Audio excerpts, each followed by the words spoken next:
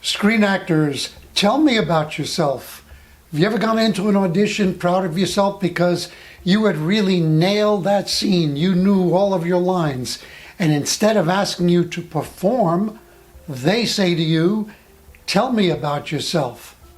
Many people look at this as a dreaded moment. It shouldn't be. It should really be exciting. And by the end of this video, you're going to see why, and you're going to know how to make it exciting. You're also going to know the things you definitely shouldn't do when you hear those words, tell me about yourself. I'm Louis DiBianco, and welcome to Screen Acting Success. I'm a working actor, TV and film, with 79 screen credits. I've been doing this stuff, acting and teaching, for more than 40 years. Everything I give you in these videos week after week, none of it is theory.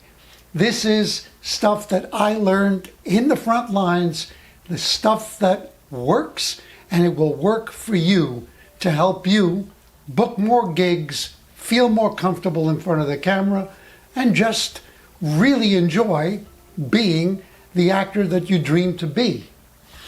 By the way, if this is your first time here, definitely click subscribe so you won't miss a single video.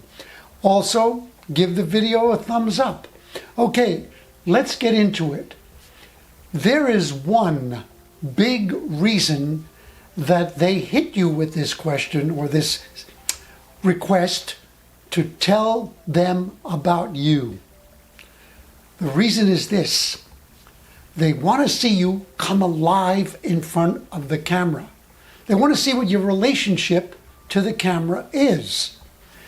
You come alive on camera in three ways. Number one, by not hesitating. Number two, by just being yourself and showing your personality. And number three, by being authentic, by being real. When you do all three of those things, wow, the camera loves you and the viewers will love you. Remember this, there is no wrong thing to say. The only wrong thing is not saying something. So, what would you talk about if you were hit with that question?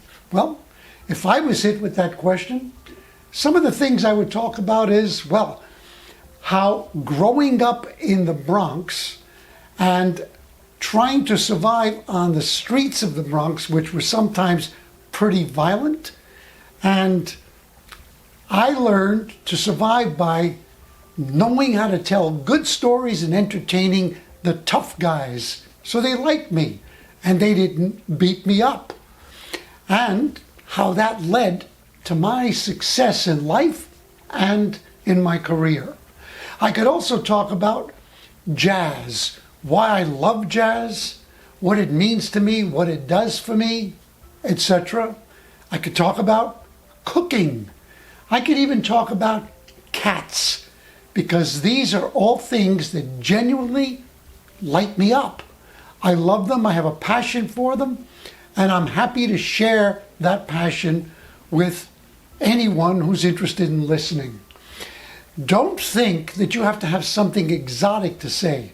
Remember, you can't say something wrong if you're just being honest about the things that you love. Now, what are the things that you definitely should not do?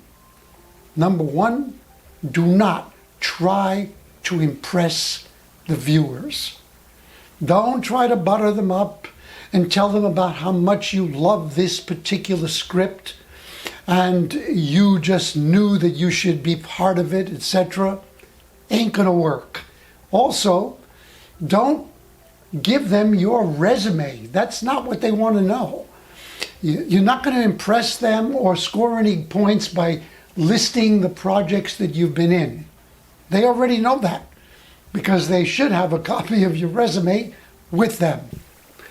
And by all means, do not freeze and stumble over yourself. They say to you, hey, tell me about yourself. And you go, well, oh, and by the way, don't start just giving them information. You know, your name, I'm Carol blah blah, Billy blue blue, and I'm 25 or I'm 45 years of age. I went to school at, Singham High University, and I started acting when I was 24. My first acting gig was in an amateur play. You see, that's information. It's a data dump. Information is not what's important here.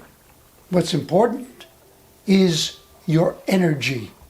The camera is not interested in what you say so much as it's really interested in how you say it. Do you feel comfortable in front of the camera? Do you like being here? The more you like being here, the more the camera is going to communicate that to the viewers, and the better chance of you getting the gig, because they will want to be around a person like you.